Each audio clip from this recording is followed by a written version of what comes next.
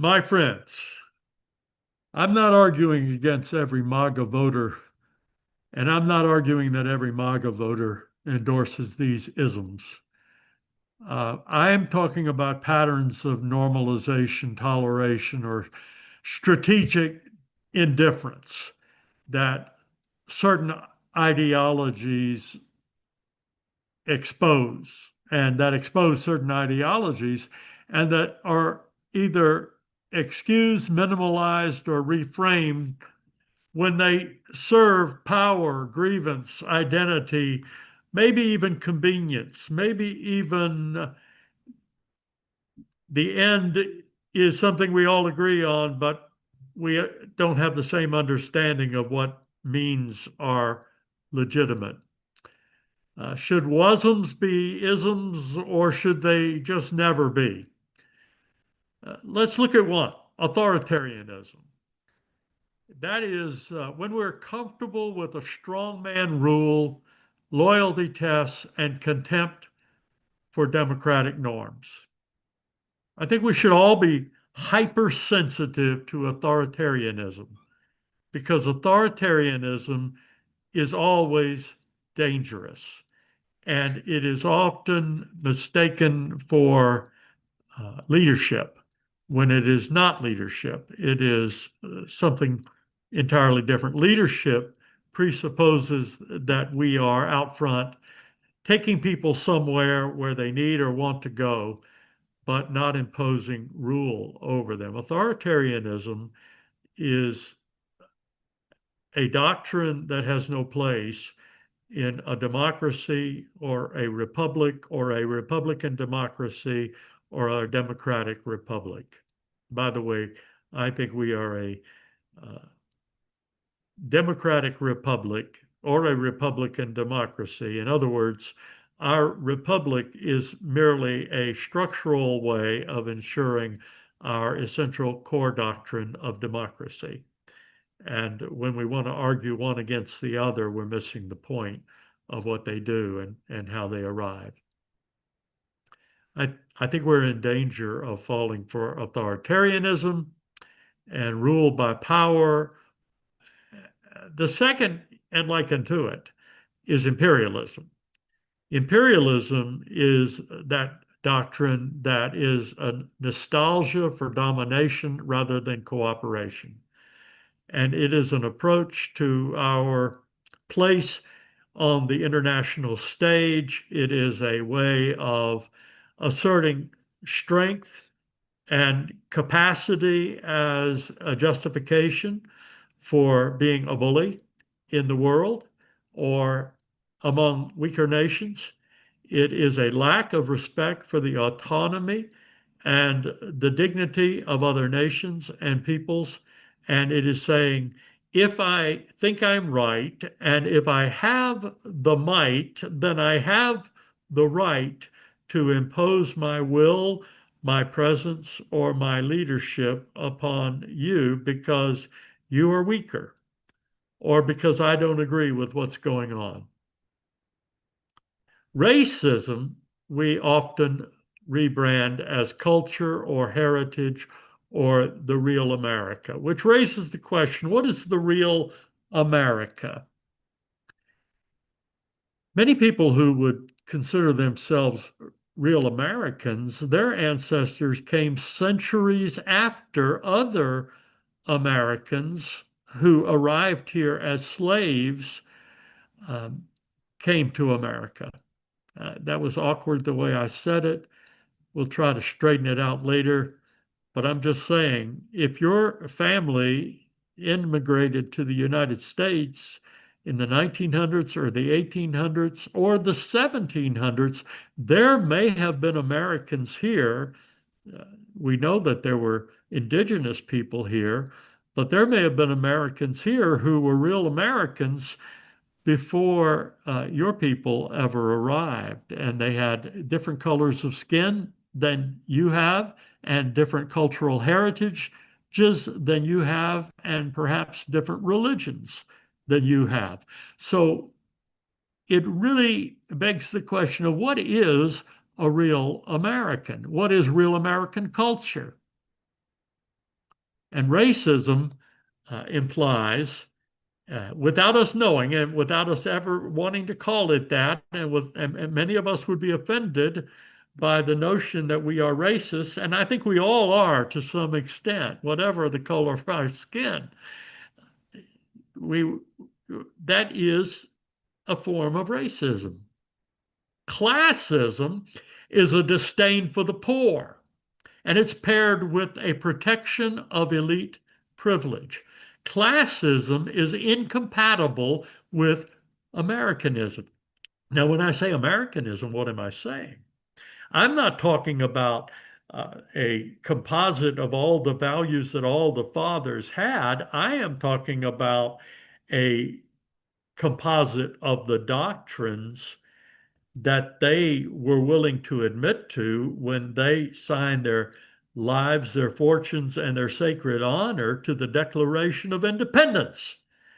And even though they practiced something that came short of the ideals embodied there and in the Bill of Rights and in other founding documents, those documents reflected the American experiment and the American ideal. Now, there are some other isms that are frequently normalized or rehabilitated. Liberalism, uh, conservatism. I'm not sure what they mean because those are relative. When did they become nouns rather than adjectives? And I know that in modern English usage, they really can be. And yet, they are relative and they are actually being violated. Uh, Theocratism is a fusion of state power with selective religious doctrine. And we may, who are in the Judeo-Christian heritage, and my Jewish friends would object to that term, and some of my Christian friends would object to that term, melding those two faith traditions together, but it represents a selectivity that is a reality. When the isms align with that particular form of our ism, we are very comfortable, but we would not feel comfortable living in a state that embraced either some of what we might perceive as a cult version of that or some other favored religion. And so the American ideal, and it was built into our founding documents, no matter what the founders were, and they were made up of people from different religions, especially, and also Christians, but also Jews, also deists, many deists, and people of no faith. And in our early days, we've had people of Muslim heritage, and we had, of course, and even though they weren't granted the rights of citizenship, the first Americans were none of those things. They believed in, their native and their indigenous religious practices. But I think that the American ideal was based upon a lot of the commonalities of the ethics that are drawn from multiple faith traditions, but also natural law traditions. And so I think we have to say that we agree with the Bill of Rights that Congress shall make no law favoring, that's my dumbing down of it, or restricting any religious practice. Militarism is the reflective glorification of force over democracy. And it's very similar to what I already talked about in imperialism, but it is what you come to inside of the boundaries of the country. Within the borders, militarism and taking militarism to the street.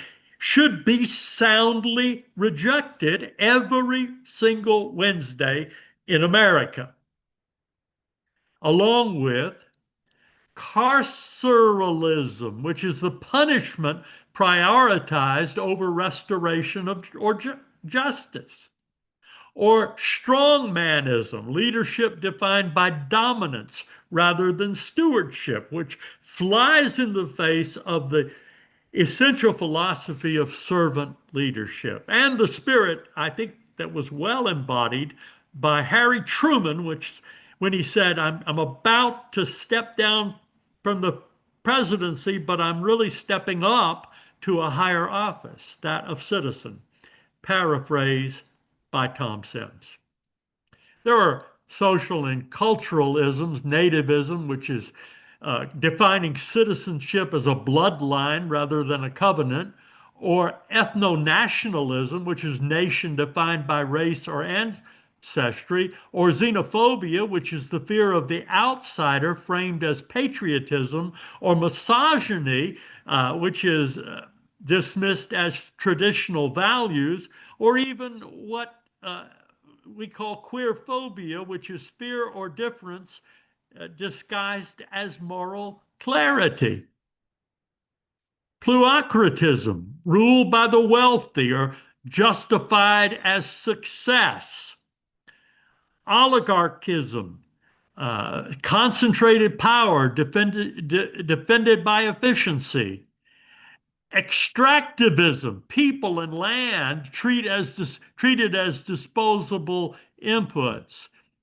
Austerity, I don't even think I can pronounce this. Austeritism, cruelty toward the poor, framed as fiscal virtue. And then there are epistemic, like epistemology and moralisms. And I fear that these are areas where we need to resist this ongoing Wednesday in America. Anti-intellectualism, which is expertise treated as elitism. Scienticism, selective trust in science only when it's convenient. Forgive my mispronunciations. Conspiracism,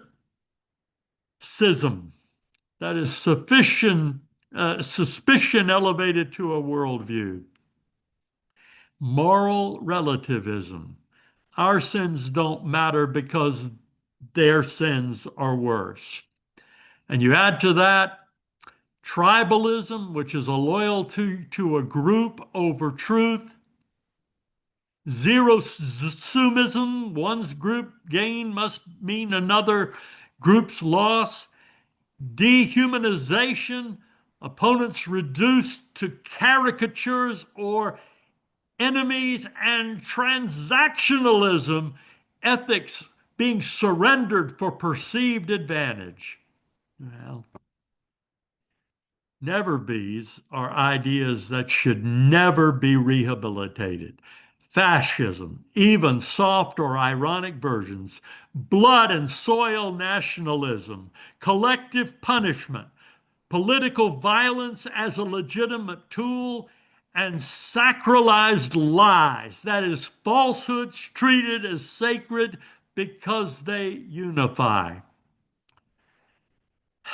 The anger is not that these isms are loudly declared. The anger is that they are quietly excused. And that's Wednesday in America for today. I wish you the best. We are all in this thing together. Tuesdays come once a week, or every 2 years, or every 4 years, or every 6 years for Senate. But Wednesday in America